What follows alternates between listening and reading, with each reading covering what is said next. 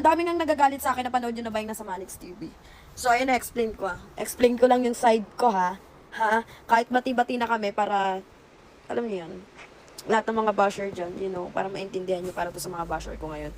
Ito lang naman, gusto ko lang naman ipaliwanag sa inyo na, una pa lang kasi yan, si Bebang, ayon tigilan si Neneng G. Kasi nga si Neneng G, pinasama siya ni Sir na mag-grocery ng mga frozen na food. Pinasama siya ni Sir, so sabi ni Sir, walang mag-aaway, binalaan na sila. Kasi nga, alam nyo naman na, wala talaga. So ako nun, hindi ko naman kinakampihan nung una si Neneng G.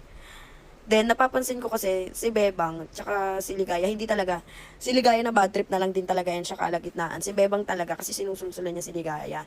Si Bebang, sumobra na yung katapangan niya. Ang ginagawa niya, bawat dadaan-daan sila doon, kukuha sila ng mga frozen na food, nagsasanggian, sinasanggi niya si Neneng G.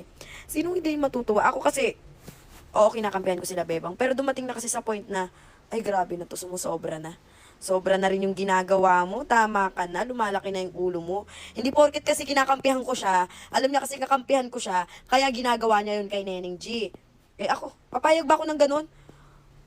Pag ako malala na, hindi na ako napayag na parang over na naman, grabe na.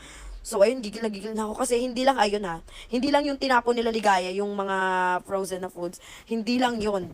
Pinagtatapon pa nila, yung una, hindi lang nakuna ng camera yun. Pinagbabato-bato nila, nagbabatuan sila, binabato nila kay Neneng J yung mga pagkain. Pinapalamo nila, binabato nila. Sino hindi magagalit? Pagkain yun. Ang daming tao nag-grocery doon ng mga frozen foods, tapos doon pa kayo mag-aaway, doon pa kayo magaganyan-ganyan. Sino hindi magagalit? Sige. O, tas magagalit kayo sa akin ngayon. Nakakahiya kayo, umawat na nga lang yung guard doon eh. Umawat na lang. Pati yung mga nagtitinda doon, nagulat na lang. Kasi doon sila oh my God. Walang, pwede naman silang sa bahay mag-away. Kami nga nagpupuksaan kami sa bahay lang. Eh doon talaga, akala ko kasi urat-uratan lang, eme-eme lang, ganyan-ganyan. Hindi, pinagpatuloy talaga doon. Grabe, sobrang daming nabili ng mga ano doon, mga frozen. Tapos doon sila mag-aaway. Dumating sa point na, like, nakakahiya, ipapakita mo sa mga nagtitinda, sa mga naghihirap maglinis doon, sa mga naghihirap mag-map, ipapakita mo sa kanila na itatapon mo yung, di ba meron yun, pag mag-grocery ka, lagayan mo, ipunan mo ng mga nakuha mong product, binuhos nila lahat ng laman. Sinong matutuwa sa ganong eksena? Sa tingin nyo, sinong matutuwa? Kasi kahit ako ko doon, masasaktan ako pa. Kasi, ano ba yun, iisipin ko, hindi naman kayo naglilinis, ba't ganyan nakadali sa inyo mo, ganyan-ganyan. Tapos sila, wala lang yun. Itong Bebang na to, sobrang tapang at tapang niya. Pero ako hindi na ako galit sa kanya, sinasabi ko lang sa inyo kasi nga, para maintindihan ninyo, hindi kayo one-sided. Isipin din ninyo, pag nakawawa, kawawa na agad. Alam niyo bakit nakakawawa? Kasi may mali kayo siya.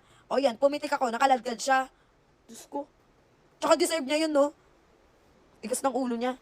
Hindi pang habang buhay lahat nakukuha sa away-away. Si Nika at si Neneng G lang ang magkaaway, labas na kami doon. Hinayaan ko na yon, okay na yon, labas na. Sila ang may problema sa isa't isa, sila yung magkaayos. Labas na dapat kami sa issue ni Nika at ni Neneng G. Nakikisali pa sila.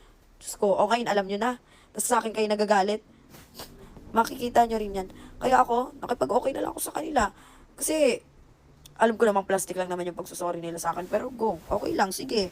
Tanggapin ko. Kaysa naman mapalayas kami ni Sir, pagkakakuti na kami ng mga gamit nun.